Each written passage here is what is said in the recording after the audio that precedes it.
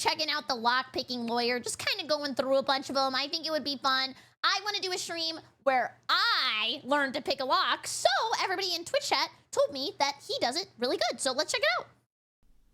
This is the Lockpicking Lawyer, and I recently saw a YouTube video with over 60 million views. Jeez. Showing how to break open a padlock using 2 wrenches just like these. Whoa. Now I'll leave a link in the description below, but essentially the video shows this arrangement. The 2 wrenches are inserted through the shackle of the padlock, such that when they are pressed together, they lever against each other and exert an incredible amount of outward force on the inside of the shackle. Now, if you think about it, you realize that the force exerted by the wrenches is actually directed to the thickest part of the shackle and then through the shackle to the lock body. Now, in the video, it's the pot metal lock body which breaks because of the extreme forces, of course, but also because of the weak lock material. Oh, okay. So if you put a lock on anything, you have to buy like the strongest one of all time, because there has to be tips and tricks for criminals out there where they know how to get through them. It's like the weapon of choice is very important, but once someone figures out how to unlock it, then everybody knows. Yeah, it doesn't feel very safe. Is there actually a way to keep your stuff safe? But the trick really doesn't scale up because the forces are being exerted to a strong part of the lock. So even with a mildly competent padlock, the trick's going to fall flat. Oh. But I don't think it has to if we can redirect those forces to a weak part of the lock. So consider this master lock. Ooh. If we had to choose the weak parts of this lock, I'd probably start with these little cutouts in the shackle where the locking lugs go, and then the locking lugs themselves. Those are probably the physically weakest parts of the lock. Oh, write that down! I mean, don't! So if we can redirect the extreme forces exerted by these wrenches to those parts of the lock, I think we have a trick that could probably scale up to some stronger locks. Oh, so he's like the level 100 wizard. He knows how to do all of these locks already. He's smart. It's actually not that hard to do. All we do is reorient one of those wrenches. Oh, he started with Master Key. It makes sense. And then he has the skeleton key as a backup just in case. We put the first one in like so. And then the second one at a 90-degree angle. Oh, he changed the angle. That's so smart. So let's see what happens when we try this. Oh, whoa. Okay. Looks like we broke something, but it's not completely open. Okay. Let's try that one more time. That was quick. There we go. Okay, let's take a look at exactly what happened. If we look at this shackle, it's broken. We can see that it broke right. I would like it just to end right there. Video cuts. Right on both of the shackle cutouts. So absolutely the weakest points of the metal there. Okay. Now, because this directs the forces to the weak parts of the lock rather than the strong parts, I think this is a far superior method to that shown in the video with 60 million views. He workshopped the technique, basically took the guy's video and said, we can do better than this. Then one-upped him. That was hardcore and awesome. And it's probably something that's going to scale up better and work on far stronger locks. Cool. In any case, that's all I have for you today. If you do have any questions or comments about this, please put them below. If you like this video and would like to see more like it, please subscribe. And as always, have a nice day. Cool. And he's so, like, sophisticated about it. Lockpicking Lawyer always says many thieves are opportunists. The key to security is to make it a hassle for people to break in. Okay, so would it scare criminals if I had a lock, but the lock was covered in small cacti spikes and maybe had like attached flamethrowers? That might be enough. Yeah, I'm thinking that might be enough. And then I like pee on it. Okay, maybe not that. I was trying to like go for marking my territory, but that might bring people in. My bad. Okay, I'm sorry. Okay. Locksmith says my videos are BS. Loses $75. What? He's mocking people? This is the Lockpicking Lawyer, and I just received a written challenge in the mail that I can't do justice without sharing in its entirety. Okay. It reads, Dear Lockpicking Lawyer. If I would have sent this, I would have cut out newspaper articles and like put the letters on that way. I'm throwing down the gauntlet. Ooh. I recently lost the key to my kryptonite bike lock / chain while far from home. Well, don't call Superman. I called the locksmith to open it. When he arrived, I asked if he could pick the lock since I have another key at home and didn't want the lock destroyed. Okay. He said my lock couldn't be picked, but when I said I had seen it done on YouTube, I got a strong reaction. He just wanted to go home and have lunch, and he goes, damn you, lock-picking lawyer! Damn you! Locksmith became visibly irritated and told me he had been picking locks for over 25 years, and he was sick and tired of people watching fake lock-picking videos and expecting him to magically open locks in 2 seconds. When I asked if he had seen the Lockpicking Lawyer, he roughly dropped his tool bag and told me, you're the worst offender and your videos are complete BS. After talking about lockpicking videos for a few minutes, he told me he was willing to put his money where his mouth is. Ooh. Here is the challenge to you. The locksmith said I could send you the remains of my bike lock in a sealed package. Okay. And if you could open the package on video and pick the lock faster than he could open it with a grinder, he would refund the $75 he charged me for the job. Oh, speed In run! cutting my lock, it took 2 minutes and 14 seconds. Okay. Are you up for the challenge? Will you defend your name? I'll be watching your channel and hoping. Kindest regards, Malcolm M. Malcolm in the middle?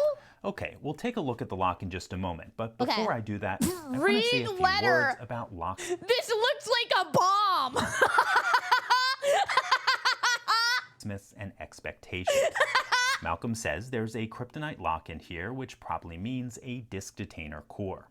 Okay. While I'm sure there are some locksmiths out there who could pick it open probably quite quickly, the skills and tools required to open disk detainer cores are generally not part of the average American locksmith's repertoire. Oh. So, I certainly wouldn't fault a locksmith for being unable to pick a kryptonite bike lock. Oh, he said we're not on the same level, baby! That said, let's open up the package and see if we can pick the lock. I'm excited.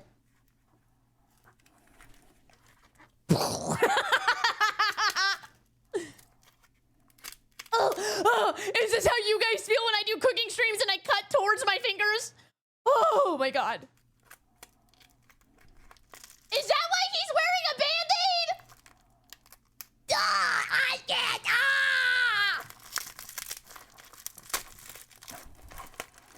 Okay, this certainly is a kryptonite lock. It's one of their evolutions. And it looks like it has the old version of disk detainer core. Okay, so, not patched yet. Let me get my disk detainer pick. This pick? And or detainer pick? we'll use a timer to keep track of here we go! Okay, wait guys, I have to silence you for a second, sorry. Okay, let's see how quickly we can get this open.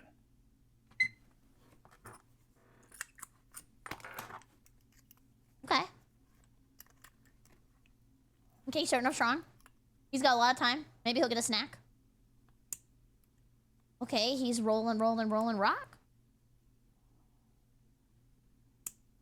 Whoa. Can he hear it? Is it like the motion of the ocean? Can he feel it in his soul? What? 28 seconds.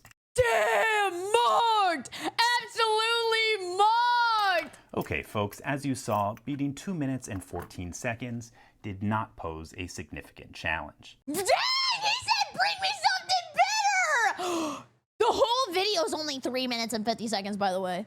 In fact, I suspect it's far less of a challenge than Malcolm will have trying to get his money back from the locksmith. Bring him to court! In any case, that's all I have for you today. If you do have any questions or comments about this, please put them below. Wow, if you like this video and would like to see more like it, please subscribe. And as always, have a nice day. Wow! He has like insane aura. He be calling everybody out. Ben and Jerry's. This is the Lockpicking Lawyer, and today I'm going to attempt one of the most dangerous things ever caught on camera. What? Eating Ben and Jerry's?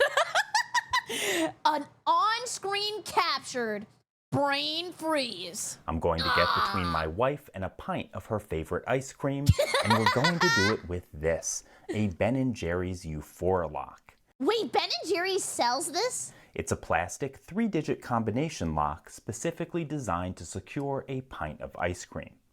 Now, this is a lock that is incredibly easy to decode. Okay. In fact, I don't recall ever seeing a combination lock with gates that were so easy to locate by feel. He's helping women everywhere on Ketchup Week. Thank you for your service and your cervix. But that's actually perfect for what I have in mind. You see, I've always wanted to get Mrs. Lockpicking Lawyer interested in non-destructive entry methods, and this combines a beginner lock with a really nice incentive to learn. So what I'm going to do is lock up a pint of her favorite ice cream, Ben & Jerry's Vanilla Caramel Fudge. That sounds pretty good. I mean, minus the fudge. I'm not really a fudge enjoyer, but I like caramel. Put it in the freezer, and when she finds it, hopefully I'll be able to convince her to join me on camera, and I will teach her how to open this up. Wow! So, you know, teach a man to fish. He might be hungry because it could walk away. Off this goes to the freezer, and I will update you soon. Okay, folks, I really should have known better. I came home today to find my wife standing next to the refrigerator, looking like the cat that ate the canary. So I opened up the freezer and I found this. Well, I mean, that's pretty smart. A+. So it seems that the lessons of the day come courtesy of Mrs. Lockpicking Lawyer, who reminds us all, first, that security is only as good as its weakest link, and second, that no man should ever get between his wife and her ice cream. In any case, that's all I have for you today. If you do have any questions or comments about this, please put them below. If you like this video and would like to see more like it, please subscribe. And as always, have a nice day. Great video, great video. I like that one. That was funny. Removing inventory. Okay, come on. Come on. This is the Lockpicking Lawyer, and today we're going to talk about a security device. Educational purposes, chat. Do not use this. That I'm called upon to defeat with some frequency. It seems that every couple of months, my wife or I come home from the clothing store to find one of these inventory control tags still attached to the garment. Is there like ink in there so that way if you like take it off, it explodes everywhere and ruins your clothes, I think? My wife... I mean, I don't know. Is usually the victim, probably because she buys a lot more, but today it happened to me. What? Now, if you search on YouTube, you will find dozens of removal techniques, the most common of which is burning it off. Oh yeah, I knew that. I didn't. Up, these little vials of ink will break and the garment is destroyed. No! Fortunately, there is a fast and easy way to remove these if you want to avoid a trip back to the store. It only takes a few moments, and all you need is a powerful magnet. Whoa, magnets? How do they work? Does anybody know? Hold the magnet to the bulging portion of the tag while squeezing the two halves together. Okay. As you can see, it comes right off. The mechanism inside is very simple. It's just a spring-loaded plunger that locks onto this. How did he do that so fast? Serrated pin. In fact, if I put the magnet on it, does it go back? Hear that plunger going back. Oh, I hear it. Boom, boom, boom, boom. Woohoo! Let's lock it on one more time. Okay. You can see that's attached, and we got it off. I'm gonna be honest, that seemed way easier than I thought it was gonna be. So, next time the store forgets to remove its tag, now you know how to do it yourself and avoid driving back. In any case, that's all I have for you today. If you do have any questions or comments about this, please put them below. If you like this video and would like to see more like it, please subscribe. Cool. And as always, have a nice day. I like how he gets straight to the point. Like, you watch the video, You get what you need, and then you get out. Oh yeah, we'll watch the April Fool's video. This is the Lockpicking Lawyer, and I recently saw a YouTube video of a news report covering an illegal car booting operation in... Whoa, that's pretty evil. You know one scam that I think probably gets more people than you realize? I get these scam messages all the time that are like pretending to be the state of Florida and you have to pay tolls. But I'm not driving on a toll road, so it's not true. But I could see how like grandma could fall for that. In the Chicago area. And being who I am, I decided to see if I could find the exact model of car boot that the perpetrator used. I soon discovered that the model was sold under several different names on Amazon, so I picked one up, and we're going to see just how hard it would have been for someone with the right tools to... You could buy these on Amazon? No shot. ...to release their car. It turns out that the right tools are nothing but a screwdriver and a tubular lockpick. Oh, so, nice. Let's head outside, lock this on my car, and get to work. We're gonna touch grass okay, folks, or we're out cement. in my driveway, and I have this locked onto my car as best I can, given the size of the wheel that it's locked to. Nice. The first thing we need to do is open this little door, and I'm going to do that using this tubular lock impressioning tool. Where do you get these lock impressioning tools? Amazon? Everything's on Amazon. Oh, that's where I put my M&Ms. Okay, now that we have the door open, I just need to loosen a little screw there. Normally that would be done with this tool that comes with the boot, but I'm just going to use a screwdriver. Yeah, boot that. Whoa! That was pretty quick and seamless.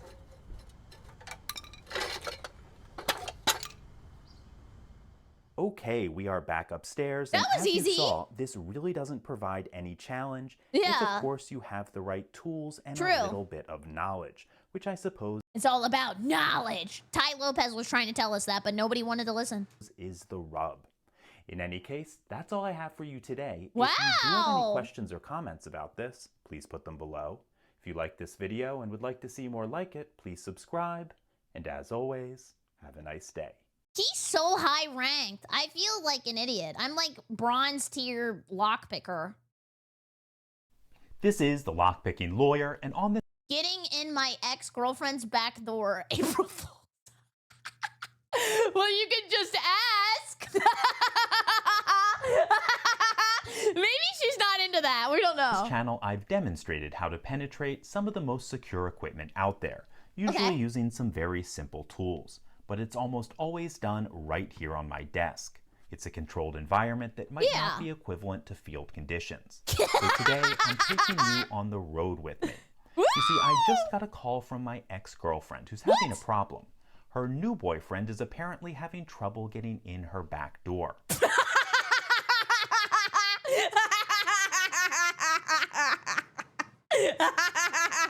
He needs better technique. It's really tight, and she told him to stop trying because all he was doing was pushing really hard, and she was afraid something would break. But she remembered that when we were dating, I used to go in through her back door all the time. This is a picture of her back door. She just sent it to me, and I don't see any reason why this should be a problem. Frankly, it looks looser than it was back when we were dating.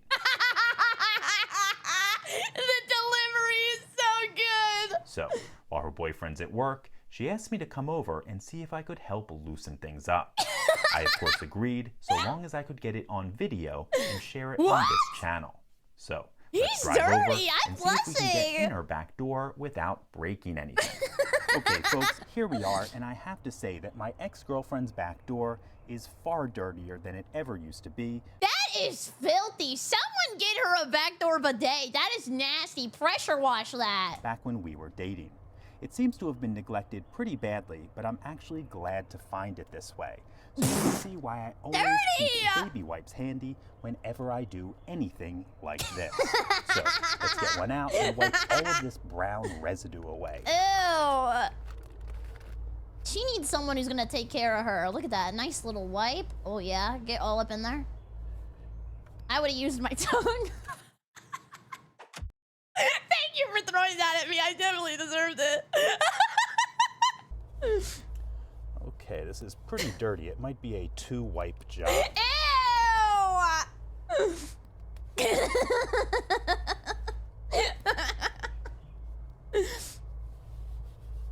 Good prep. No one likes a double wiper. Now that we have the outside just a little bit cleaner, it's time to flush out the inside as well. Nice! And because we need to lubricate this anyway, I'm going to flush out the main opening with a good bit of lube. We just need to be sure to keep a towel underneath that opening so we don't make a mess. Smart. Ooh, it's a little foamy. Ooh, that takes a lot of sense to be generous with that lubricant. Back doors tend to be neglected, so you can't have too much. Okay, we are almost ready, but before I go any further, I need to put on some rubber for my own protection. Oh, I thought he was gonna put the music on, but I'll take the rubber too. Dang! The gape gloves! He's pulling his lockpick out! Now, depending on various factors, I should note that the opening could be in an awkward position. And all I have to say about that is deal with it. It's not uncommon, especially when you're going in through the back door. Now, I can't just shove in my tool. I need to be very gentle and wiggle things into position if I'm going to stand any chance of getting in. Maybe tequila? Whoa, listen to the sound. Whoa! I think we're there. All it needs now is a firm shove, and we are in. Now you need to understand. Okay, for some reason, that door hinge or whatever that is looks like it's screaming. It's like... Then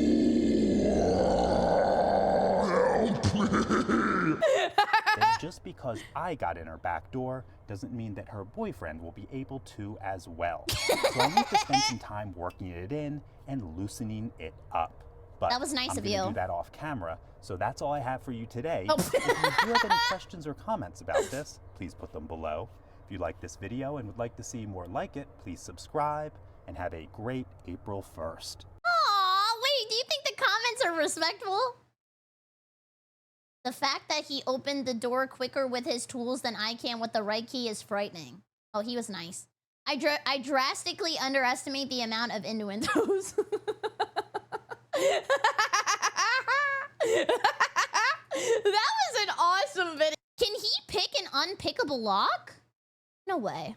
This is the Lockpicking Lawyer, and the video you're about to watch is the culmination of a series of events that started about 6 months ago. Okay. That's when Shane, at the excellent YouTube channel Stuff Made Here, posted a video build of an unpickable lock. Whoa, they did a collab! That's cool. That video, which I will link below, also challenged me to open it.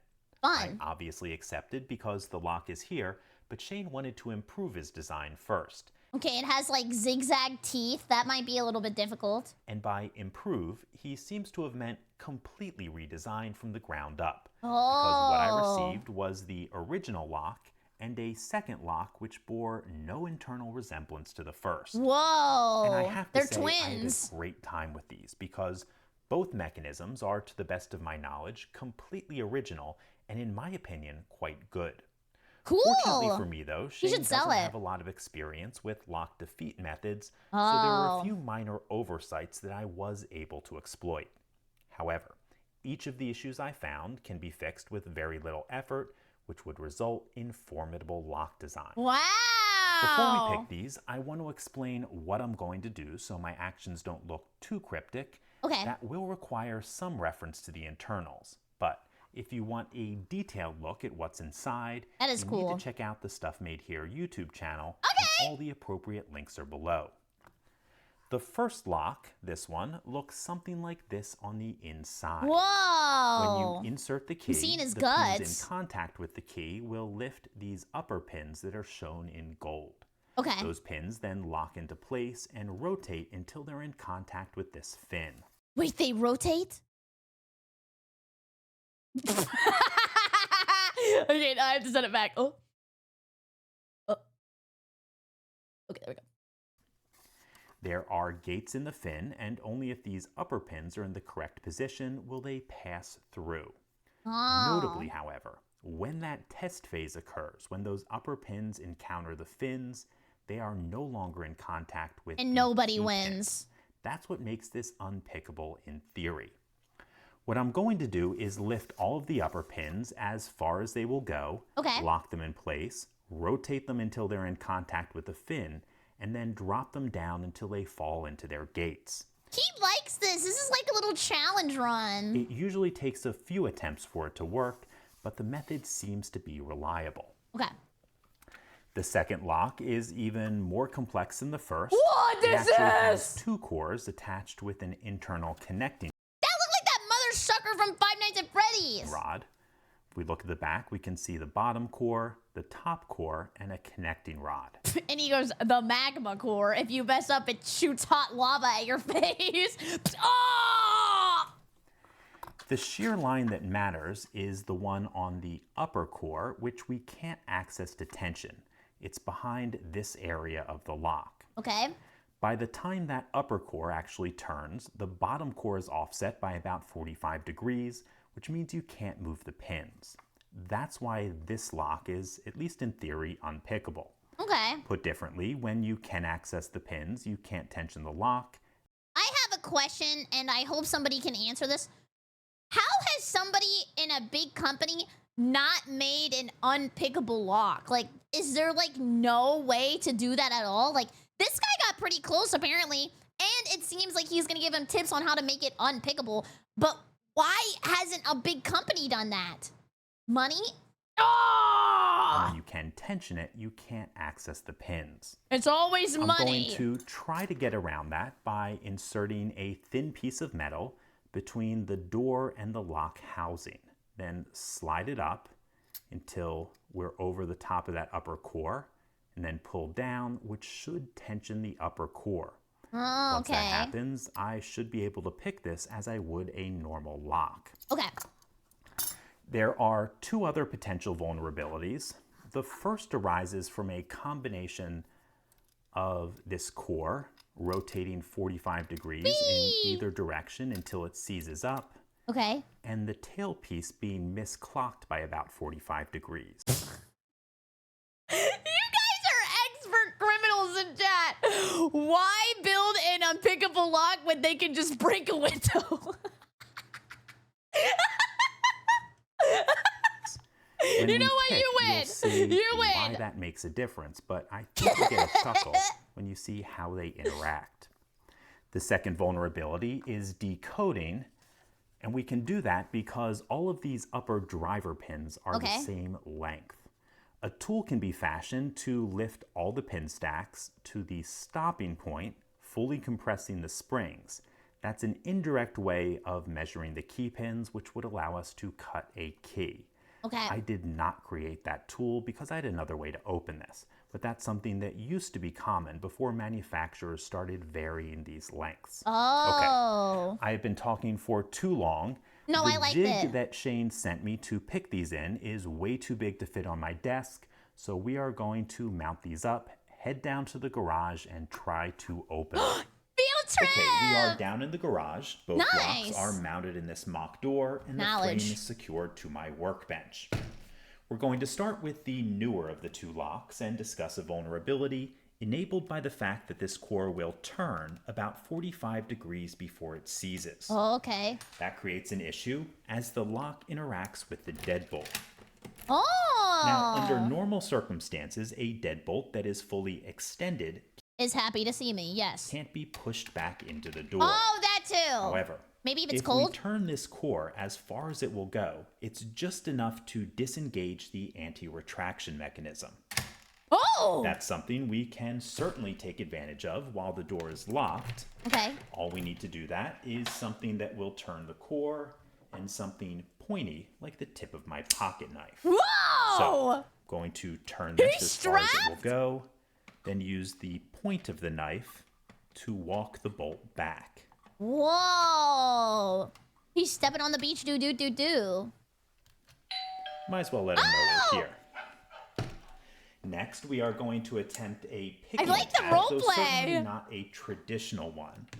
We discussed it upstairs, but what I'm going to do is... That was fast, by the way. to slip this between the door and the housing so we can tension the upper core. Okay. Pushing this in will do damage to the door. However, I don't think it'll be a lot of damage, and I don't think Tons it'll be of very damage. noticeable Get freaking because here. it'll be on the bottom. However, I will show you the damage after we're done. Okay. The hard part will be getting this into position, so let's do that now. Ooh. I am pushing the tool against the door so it doesn't deform. He has a lot of technique. Is his regular, like, his job, does he just pick locks? Is he like a locksmith? Okay, I might have it, but the only way to be sure is to pull on these Or is this like a hobby? And see if the pins are binding. There we go. Click out of one. Wait, he's actually a lawyer? Whoa! I don't know why I thought lock-picking lawyer. I thought that meant that he was just very knowledgeable. I didn't know that was actually his job. Click on two. I did think he was the master of the Thieves Guild. Nothing on three. Little click on four. Little click on five. 1, 2. Another click on 3. Click on 4. Nothing on 5. Cool. I don't feel anything else. Let's see if we have this open. I do. I feel a rush right now. Wow! I do it! Pizza's here. Why did you break into my house? Okay, now let's work on the older lock. Once again, I discussed the theory of what we're going to be doing A game while we theory. were upstairs.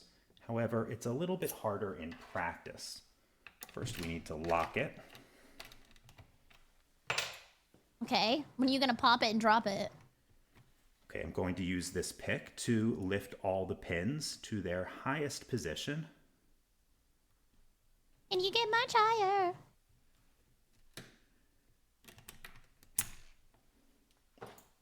And when I release these, Okay. I'm going to be tapping on the housing with this mallet. He's got a little baby hammer! I want one of It those! allows for a little bit more control as the pins come down, and it increases the chances of success from about 1 in every 10 times to 1 in every 2 or 3. Oh. Ooh, nice beat. I think we've got it.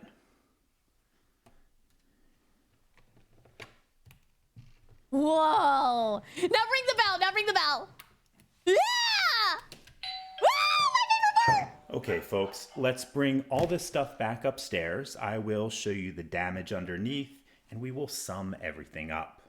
Do you think he could break into my diary and read what I wrote? Okay, folks, we are back upstairs, and I'm going to briefly address how to fix each of the exploits I demonstrated, but first, let's take a look at the damage to the door. Nicest criminal ever. They could probably buff this out. I tried to be pretty gentle. It's certainly noticeable once the lock is removed, though much of the damage is covered by the lock, and the part that isn't is probably obscured because it's underneath the bulky housing. Oh. Frankly, even if I saw that, I'd probably attribute it to sloppy installation and not to an attack. While we're looking at the door, note that Shane welded both of the hinge pins, probably to stop me from popping the pins and declaring victory. And I've got to say, he did the right thing because I definitely would have done that. Moving on to the locks, the issue with the first lock can be fixed easily by decreasing the angle of the fins so there's no slope for them to rest on. Frankly, a reverse rake would probably be advisable. With the second lock... Is this how it feels when I talk about League of Legends, by the way?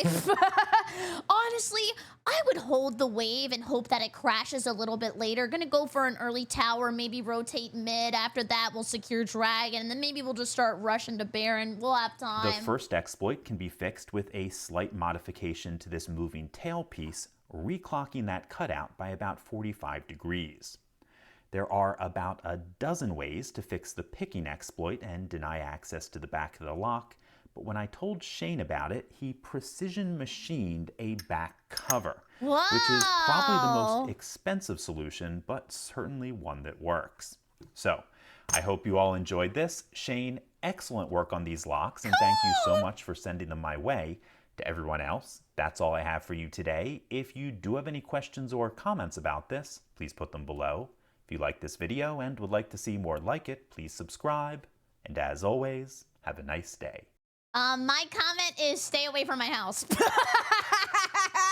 This is the Lockpicking Lawyer, and today I'm going to show you the least secure gun lock that I've ever seen. It's made by a company called Rustful, and it serves as a fine example of why those who don't understand guns should not design gun locks. Here's how it's supposed to work. What you do is screw this gun rack to a wall. It looks like a switch dock. You then insert this portion of it into the magazine well of an AR-15. We can then take the included cable lock, thread it through the back of the rack, through the trigger guard, and then lock it up. Okay. So let's follow those instructions. We're going to put this into the magazine well. Oh, that's where it goes? Okay, I was thinking that he could dock his gun.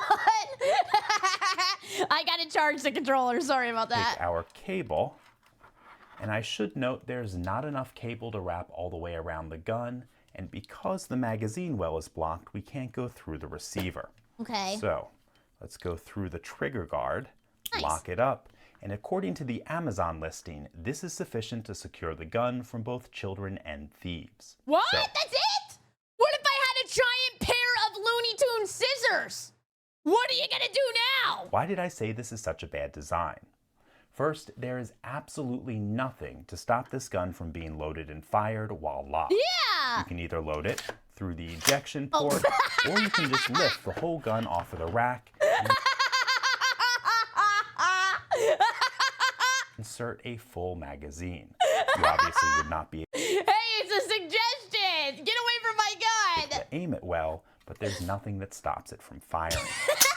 Even worse, Now it just turned into like a Valorant gun charm! What is the this? designer of this lock apparently didn't realize that the trigger guard is designed to fold down to facilitate the use of gloves in cold weather.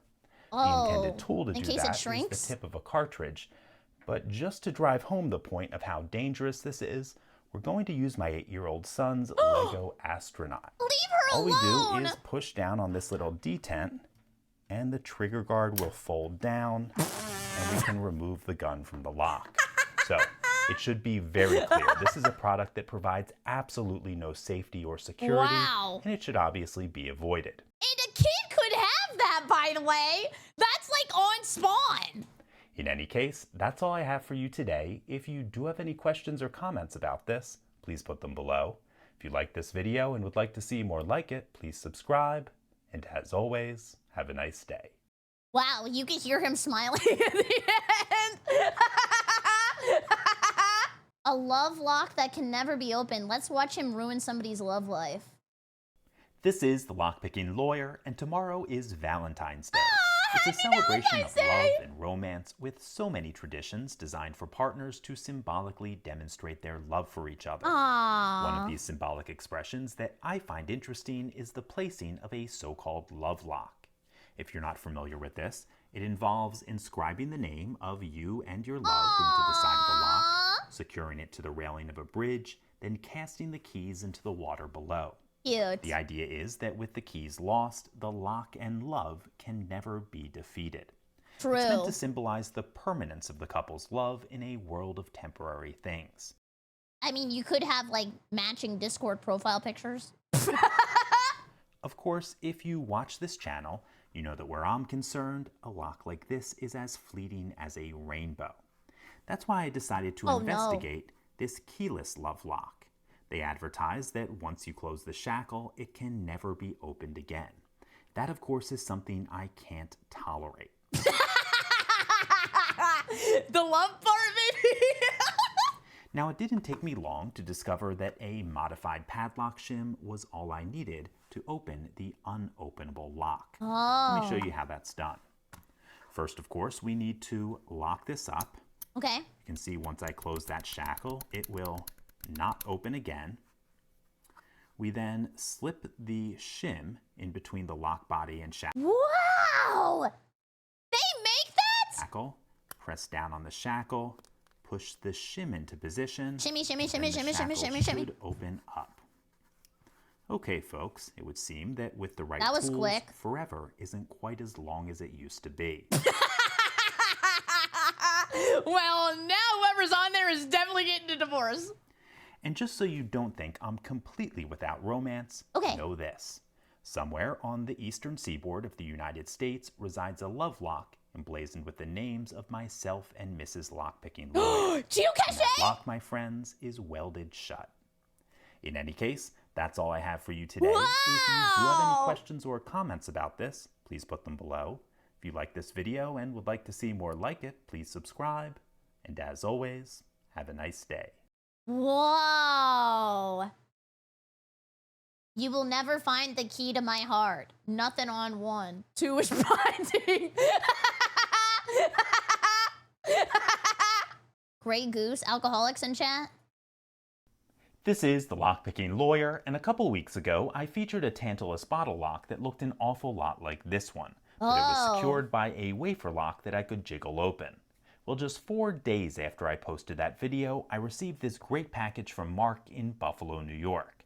For obvious reasons, it went... Do people drink a lot in Buffalo, New York? ...right to the front of the queue. We, of course, have the bottle of Grey Goose vodka, but it's secured by a bottle cap lock that has no keyhole at all.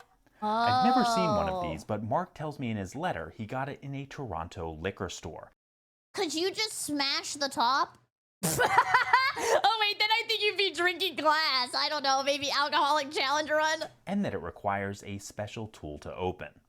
It's clearly some sort of inventory control device, and it probably has an RF tag inside to set off an alarm at the door. Now, it's a common misconception that anti-theft devices like this one require special tools to open. No. All one usually needs to remove them is Berry smash! a powerful magnet. And that's true for this as well.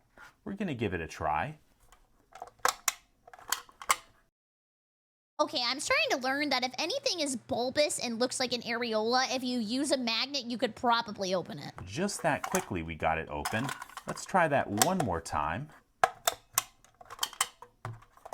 Now, if we take a close look, we'll be able to see that when I move the magnet, the latches will articulate. It's a very simple device, and it is equally simple to defeat. Okay.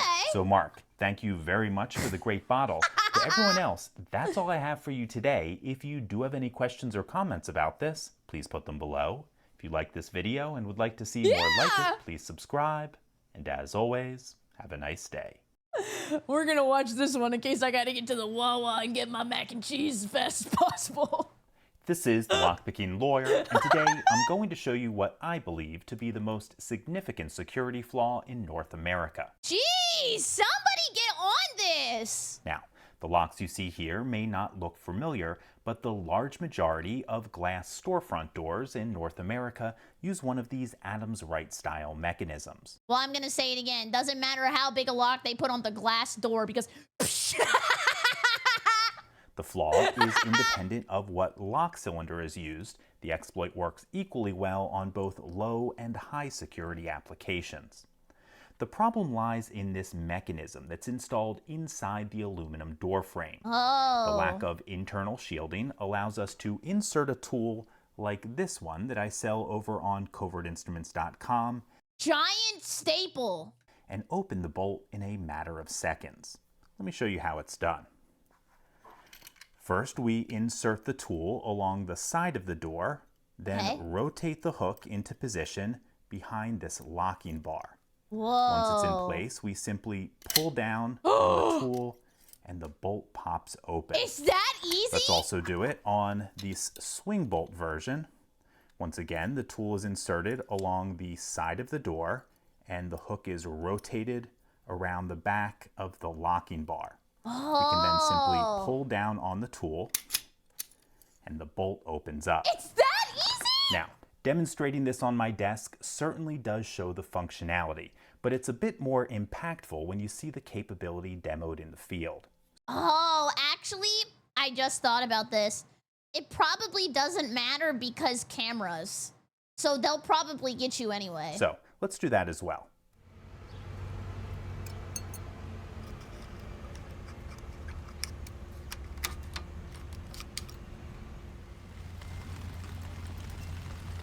What? Oh my god! What? Okay, folks, obviously this is an incredibly effective bypass, and I think the tool belongs in the kit of any locksmith or first responder. Oh, I forgot that they need it too. Who encounters commercial storefronts. I forgot they existed. In any case, that's all I have for you today. If you do have any questions or comments about this, please put them below. If you like this video and would like to see more like it, please subscribe. I really thought this was like Thieves Guild tutorials. I forgot other people need this. And as always, have a nice day. Thank you, you too. This is the Lockpicking Lawyer, and a few weeks ago in video 1324, I featured this USB drive cryptex that was sent by a viewer. Oh. In that video, I made the point that it's a really bad idea to connect a drive from an untrusted or unknown source to your computer. Yeah! And I already broke my dad's computer when I was a kid because I followed a tutorial for free Club Penguin membership that installed a Trojan and my dad's computer exploded! Well, a whole bunch of you commented that I must have a terrible or poorly configured computer to be susceptible to a USB auto-run attack. Oh. That leads me to believe that a lot of you don't fully appreciate the scope of the threat. There are devices that look like USB drives that actually emulate trusted peripherals such as keyboards or Ethernet adapters and use that trust to run malicious scripts. Okay. Then for the people who just want to watch the world burn, there are devices like this. No! Come on, guys! This is supposed to have, like, Halo on it so you can play during school. It looks like a generic USB drive, but it's designed to do serious physical damage to your computer. Let's pull it apart and I'll show you how. Whoa, oh my god. Is this gore?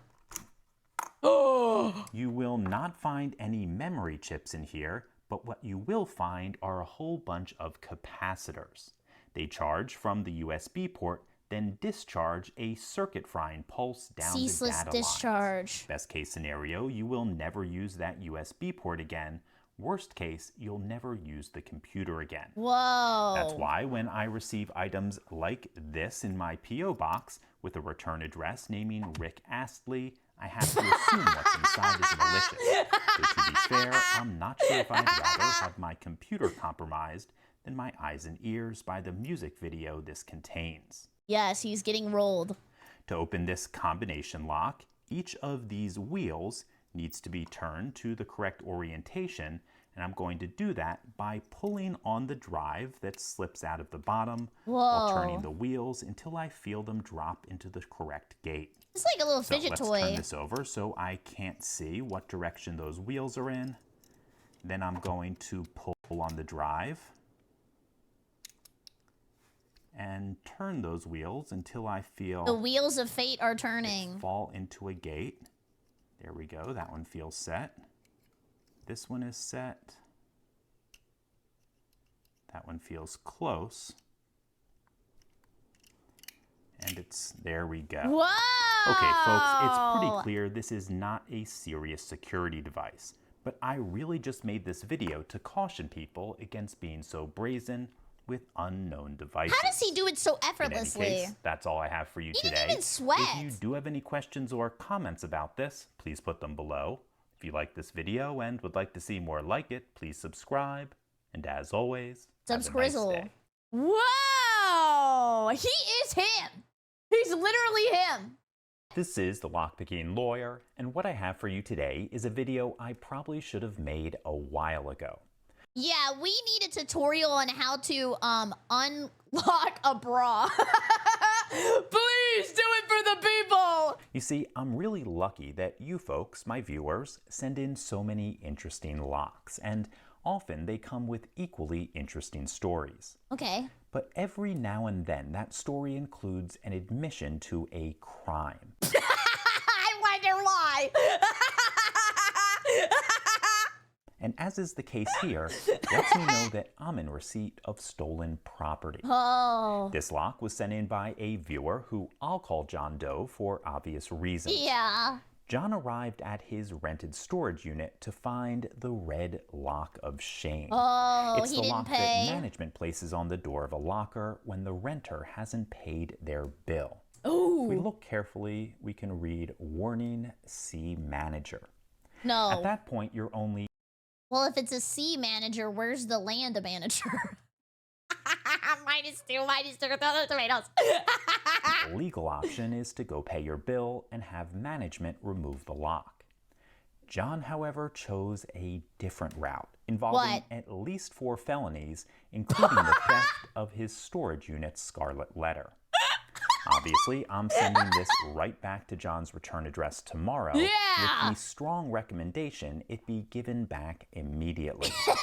But since we have it tonight, let's see what it takes to... Yeah, let's get a little freaky. Let's just forget about the bullshit, baby. Let's forget about it and just enjoy the moment. Open up. Get in. I'm going to use my covert companion. Whoa! We'll use the 40 thousandths thick turner. And my riv pick. That's riveting. Since we do have a really small keyway, we're going to start out with the standard hook. This turner fits nicely in the bottom of the keyway. Perfect fit. Okay, nothing on 1, 2, 3, 4. Nothing. Okay, little click on 5, back to the beginning. Maybe something on 1. Little click on 2. I think 2's pretty safe. Click on 3, and we got this open. Whoa! Okay, folks, obviously that's not very impressive, and it's unlikely to slow down an experienced picker. Though that's not the point of this video. Okay. Lockpicking is fun, it's a cool skill to have in your back pocket. True. And when you really need it, you'll be glad you know how. But like almost every other consumer product, from cars to hammers to video cameras, lockpicks can be misused, and you can get yourself in a lot of trouble. Do you think he knows what was in the box in that SpongeBob episode? So I hope you all take the responsibility seriously, and in the words of Bosnian Bill, I hope you all stay safe and stay legal. In any case, that's all I have for you today. Nice. If you do have any questions or comments about this, please put them below. Yeah, I'm a good picker too. Oh, it's kind of. Oh yeah, I think I touched my brain. Oh.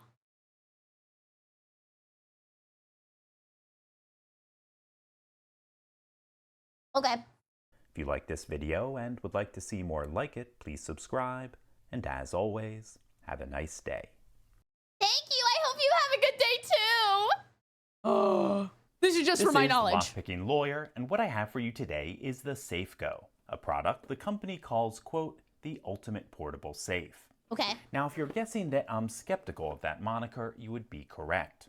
What we have is an ABS plastic box fitted with a cheap lock and a strap with an embedded steel cable for securing this to an anchor point. Pretty crazy strap-on. Interestingly, the company warns this is, quote, solely intended for the storage of items which are in your possession and control. What is that supposed to mean? The SafeGo container is not intended for, nor should be used for, the storage of items you do not intend to maintain in your possession and control. I take that to mean as long as I'm holding onto this box, the stuff inside is safe. Okay. If I let go of it, all bets are off. True. That's not particularly encouraging. The company continues, the SafeGo container provides a great deal of security when properly used. So, if I'm holding onto it, it provides a great deal of security. What? However, under the right circumstances, with the right tools, and allowing an adequate amount of time, any security container can be violated. Guys, we up. I'm gonna be honest, when we designed this, we totally but we're not gonna get the money back. Well, we're gonna take a look at the time, tools, and circumstances required to violate the SafeGo. We're going to start with a tool that you've seen several times on this channel, a little sliver of Red Bull can. Now, who But would before we have test that? it, we need to change the combination to something I don't already know. So let's put this into change mode. And while those wheels are facing away from me, give them a good scramble. He's like a magician. Like, I feel like a pack of cards is about to fly out of his fingers. Make sure they're not between positions. Put it back to operating mode, close the door, and scramble those wheels one last time. Scrambled with cheese. Okay, I now have a safe go to which I do not know the combination. I'm going to take this thin shim of Red Bull can and slip it in between the body of the safe. You can use anything! I'm then going to turn the wheel until I feel a flat spot on the internal portion. What? Let's move on to the next one. Do the same thing. And the final wheel. Whoa! Okay, I now have all of these wheels aligned with each other, 707. but they're not aligned with the mechanism. So we have to move each one 1, 2, 3 clicks. And that is the combination, 474. Okay, folks, while this is billed as, quote, the ultimate portable safe, defeating its mechanism is not terribly difficult. And the only tool you need is a little piece of aluminum can. Wow! In any case, that's all I have for you today. If you do have any questions or comments about this, please put them below. If you like this video and would like to see more like it, please subscribe. Crazy! As always, have a nice day. Okay, I gotta see the beaver now. You guys were talking about a beaver? Ooh, wait, you can get into hotel rooms? This is the Lockpicking Lawyer, and today we are shooting on location at a large hotel in a major metropolitan area. I wonder which one. I'm not going to say exactly which hotel or city for reasons which will become apparent in just a moment. You see, Mrs. Lockpicking Lawyer and I are staying in a nice suite over New Year's. Ooh. On our way into the room, I noticed that the double doors were installed improperly. What? They were too far apart, so the dead latch switch didn't fully engage. You know you are safe around him, though. Because of that, the door was absurdly easy to open. At least it was when the deadbolt wasn't secured from the inside. So, let me show you what the problem is. Okay. Dude, this is like the same gaps they put in the bathroom stalls in the US. I'm pretty sure I've had at least 10 women see me pee.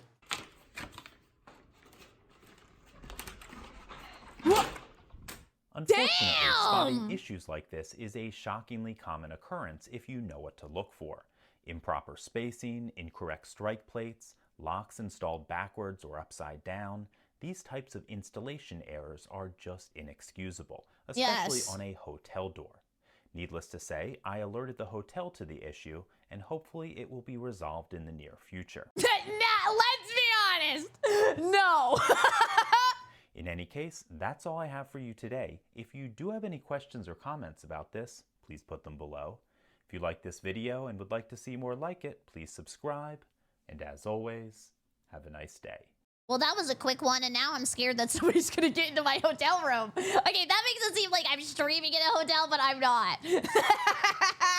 This is the Lock. Getting into my wife's beaver. I don't think he's talking about Buc-ee's. Lockpicking Lawyer, and about a year ago, I showed you my absolute favorite cylinder. This well-used, albeit somewhat short cock. Okay, that is way bigger than average, man. Come on. If you'd like to see more of my cock, I'll leave a link to that year. If we had to see more of his cock, does he have to lockpick the chest in his belt? Live demonstration. Video in the description below. But today is all about the favorite of Mrs. Lockpicking Lawyer. And while she does like my cock, it is not her favorite. Her favorite is one that she actually had even before I knew her. But never got any use until after we met. At least that's what she tells me. If you saw the title to this video, then you know that it is, of course, her beaver. I have been avidly interested in beavers since I was a teenager. But over the years, no two beavers that I've ever seen have been exactly alike. Especially the Overwatch ones. They've got some crazy polygons going on down there. So, let's take a closer look at my wife's beaver. The most obvious feature is the large opening in the center. But if we take a closer look, we'll Oh, yeah, wait, let me turn this one up. Sorry. You're right. I turned it up. See something that a lot of guys miss. What? There's a small hood-shaped feature at Thank you for the tutorial! the 12 o'clock position. If you're going to manipulate a beaver, you're going to have to give that area special attention. Another notable property is the wrinkled surface all around the main opening. Yes. Not all beavers have that. In fact, I have another beaver that I keep on the side. What? My wife doesn't know about this one. His side Let's piece? take a look at it. You'll see that this one is perfectly smooth on the outside. Okay. That's actually pretty common on the newer beavers. Okay, I see. They're just like rolling out some balance changes. Hide this one away and then see what it takes to get into my wife's. Now, from experience, I can tell you that a generous squirt of lube will make this process go much easier. So let's do that now. Oh. And we're going to work that in to get it very slick on the inside. I can't even look. Okay, now that it's well lubricated, I'm going to take out my tool. What? Now, it looks a little bit He's taking his pick out! side. In fact, when my wife first saw it, she didn't think it would fit. Oh. But after that squirt of lube we gave it earlier, it should slip right in. Wow. But before I show you that, what about protection? About technique. Oh. I'm going to be using a firm thrusting motion. Okay, but how big is this comparative to an iPhone? Together with a small twist. Not everyone does it that way, but I find that technique very effective. Okay, let's get started. Dang, he's ramming that in there! So, as you can see, it is disappointingly fast and easy to get into my wife's beaver. In any case, that's all I have for you today. If you do have any questions or comments about this, please put them below. If you like this video, guys, do not ask me any questions, ask him. And would like to see more like it, please subscribe and have a great April 1st. Wow, that was a good video. How does he do it so well? He is like so experienced. James Bond wishes he had this. A card reader? This is the Lockpicking Lawyer, and today we're going to use this tiny electronic device to hack an RFID access control system. Whoa. It's some real James Bond level stuff. Okay. But first, I have to briefly explain how this mocked up system works. On the far left, we have the power supply. Next is the controller. That's essentially the brains of the operation. I don't have that. This is the button you press from the inside of the door when you want to get out. Okay. Next is the deadbolt that holds the door closed. And finally, we have the card reader. How does he have all this? Information off of a card or key fob like this, transmit it along these wires over to the controller, which verifies the card is authorized, and then either grants or denies access. It's always Amazon. Amazing. This setup differs significantly from those I featured in videos 1040 and 1045, because all the decision making is done on the secure side of the door. Oh. That means I can't open this by bridging wires like I did in those videos. Okay. All of the wires that would do that are over here on the controller. There is nothing I could bridge or cut over here that would cause this bolt to retract. Okay. But there is still a significant flaw in the system. Communications between the reader and the controller are not encrypted. And that's something that we can take advantage of. Oh, yeah, get in there! When I take this reader off the wall, I can access the wires behind it, and that's where this little beauty comes into play. Ooh, he's tiny, but sure is ESP, mighty. And once you press the wires into these self-stripping connectors, it will monitor and record all communications on the line. Okay. And that's just the beginning. Oh, there's more? I already have one installed here. There are 4 connections, 2 supply power, and 2 monitor transmissions between the reader and the controller. Okay. Once powered, this will either connect to a local Wi-Fi network or it will create its own access point. Oh. I already connected this to my old cell phone, so let's...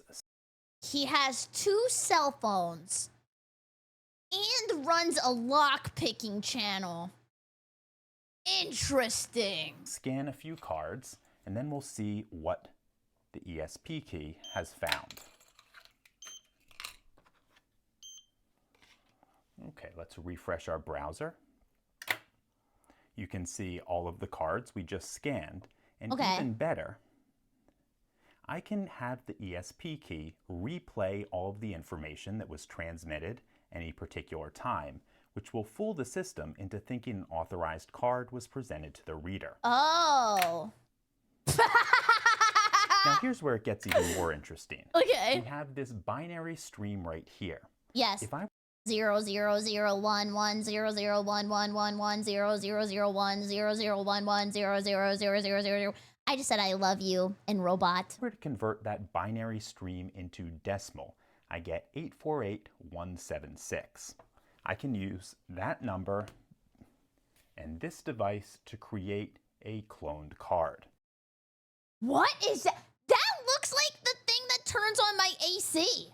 So, right now I have a card that does not work. Let's go ahead and... Whoa! This doesn't even look real! This is like movie stuff. This is how I thought people hacked when I was 10, and it was real? Read this card, edit it. Spy Kids ass device. 848176. Write that onto the card. I'm in. Yeah, he better say that.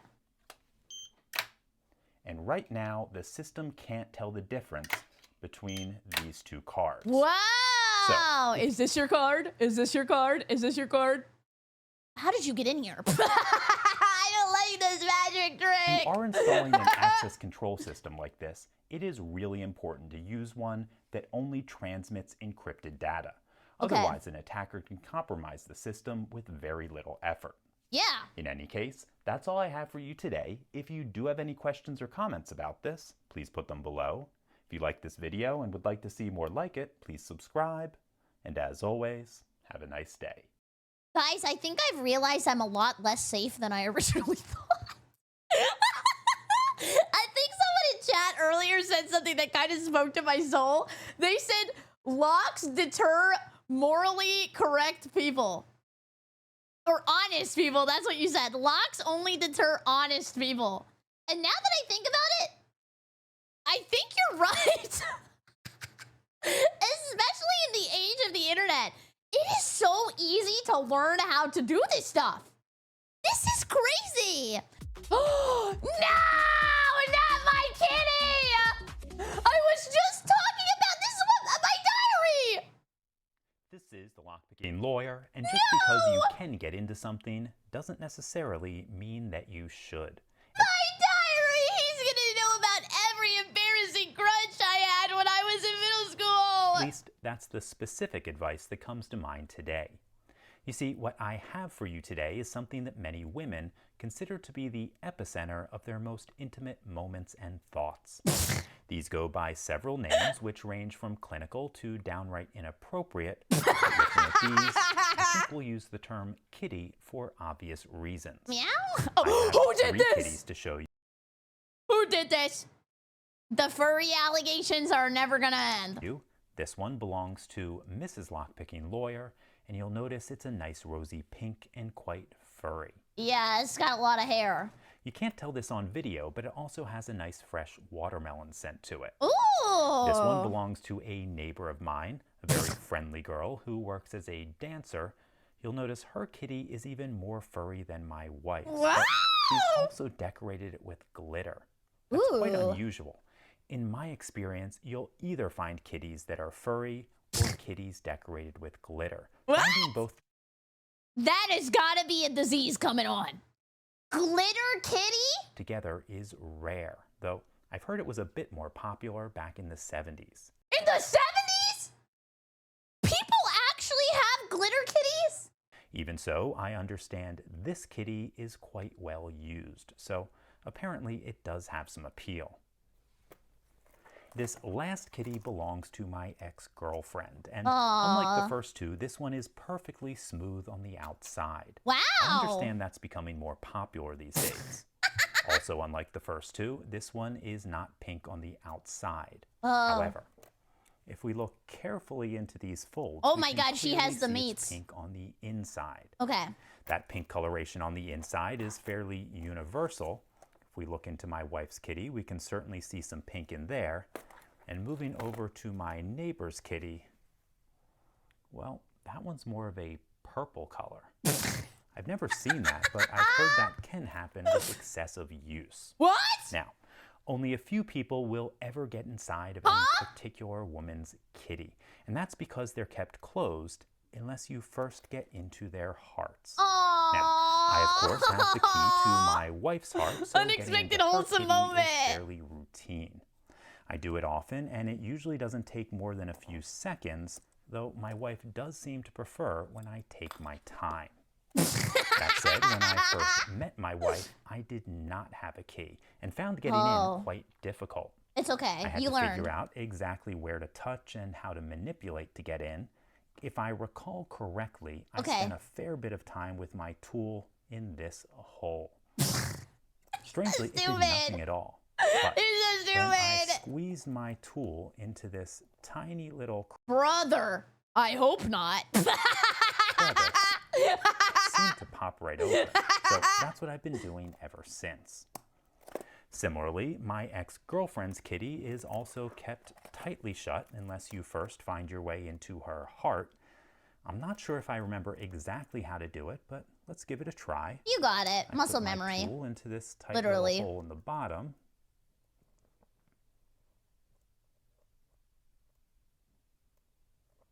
Did you get it? And there we go. It took a little bit more time than it used to. Maybe he was in the wrong hole. He was in the wrong hole. Getting into this kitty fairly regularly. Okay, moving on to the kitty decorated with glitter. You'll notice that this one is not guarded by the owner's heart. Aww. When I first encountered a glittered kitty, is she I have evil? to admit I tried every technique I could think of to get in, and nothing seemed to work. Okay. However, I noticed something strange that might help you if you ever run into a glittered kitty. Okay, write this down. When I put away my normal tool... You're mate, thank you! Can we get a great video in the chat for your face? Enjoy your emotes. Thank you, thank you, thank you, thank you! Run into a glittered kitty. When I put away my normal tool and took out a little bit of gold, it opened up surprisingly fast. Oh, gold digger kitty! Why didn't I think of that? I still haven't figured out why that is, but let's give it a shot.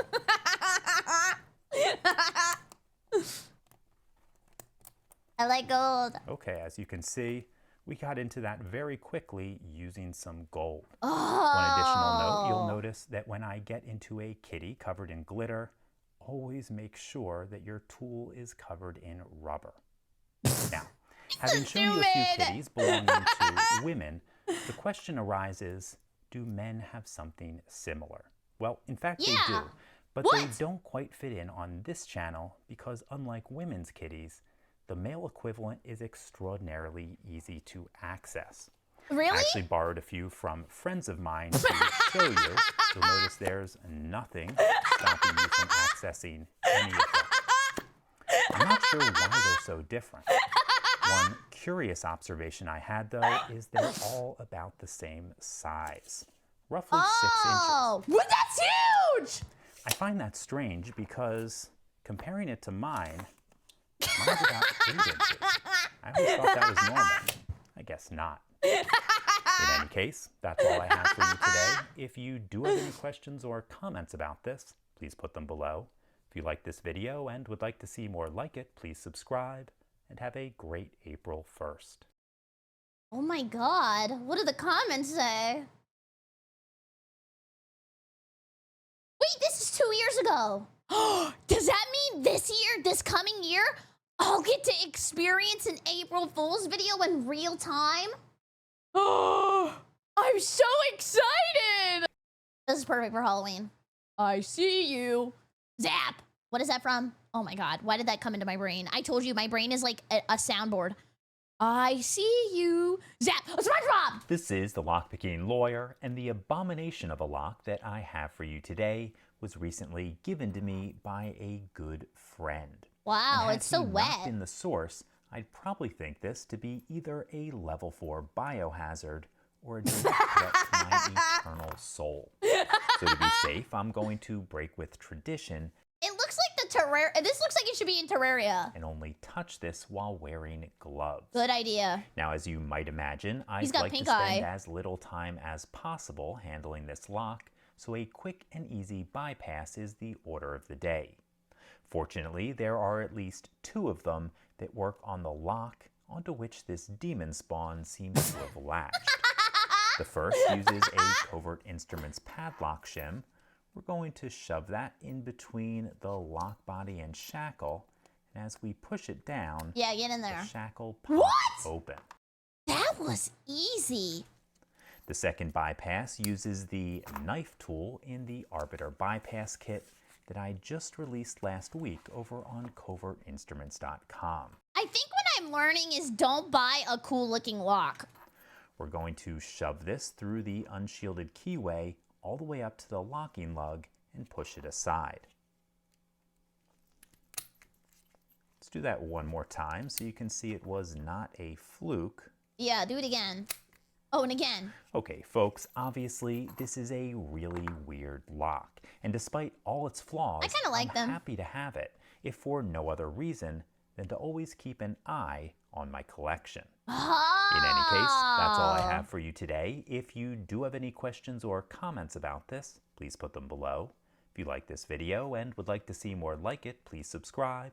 And as always, have a nice day. Here, I'll leave a comment. I'm gonna say, I like it. Well, that was a great video. I really liked watching the lockpicking videos.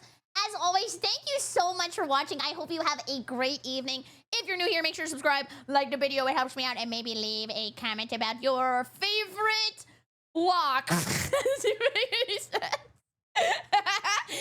night. Bye-bye, YouTube. Goodbye.